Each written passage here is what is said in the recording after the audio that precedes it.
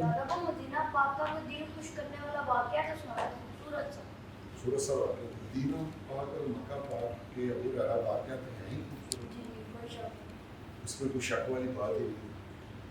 میں بابا جی کے نا والد صاحب کا واقعہ سنا. جی ایک دن میں نے سنایا تھا بابا جی کے دادا جی نے پیدل حج کیا ایک سال اور جنت البقیع میں آرام فرما. اسی طرح بابا جی کے والد صاحب انہوں نے کیا کیا, اللہ پاک نے اتنا ان پہ کرم کیا کہ انہوں نے پاکستان سے 2 پیدل حج کیے. ایک نہیں 2 پیدل حج کیے اور 7 حج انہوں نے کیے مکہ سے مدینہ, نہیں جدہ سے مکہ اور مکہ سے مدینہ 7 پیدل حج کیے. ماشاءاللہ ماشاءاللہ. اور اس وقت وہ بھی جنت البقیع میں آرام فرما رہے ہیں. تو میں بعض اوقات غور کرتا ہوں, اللہ میرا جانتا ہے کتنے عظیم لوگ تھے. اب اللہ پاک ہمیں بلاتا ہے, مجھے بار بار بلاتا ہے, بڑی مرتبہ بلایا, سال میں 4 مرتبہ بلایا. تو ہم نا تھکے ہوتے ہیں, 16 سے 17 گھنٹے ہمیں لگ جاتے ہیں, سفر ہوتا ہے.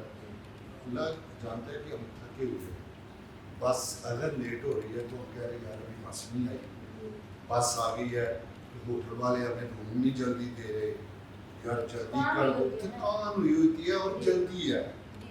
تو میں بعض اوقات بیٹھنا یہی غور کرتا رہتا ہوں کہ یار وہ کتنے عظیم لوگ تھے, اللہ پاک کا کتنا ان پہ خصوصی کرم تھا کہ یار پاکستان سے پیدل حج کر رہے ہیں, ایک نہیں 2 پیدل حج کر رہے ہیں اور کبھی تھکاوٹ کا نام بھی نہیں لیا ہوگا.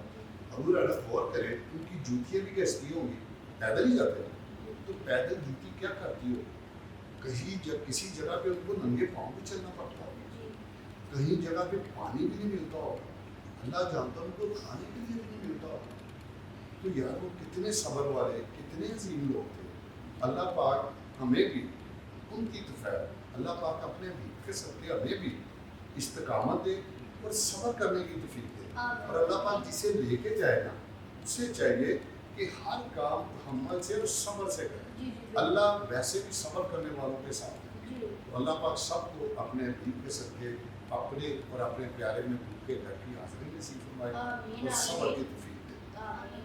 تو کیسا پیارا بابا جی کے والد صاحب. السلام علیکم.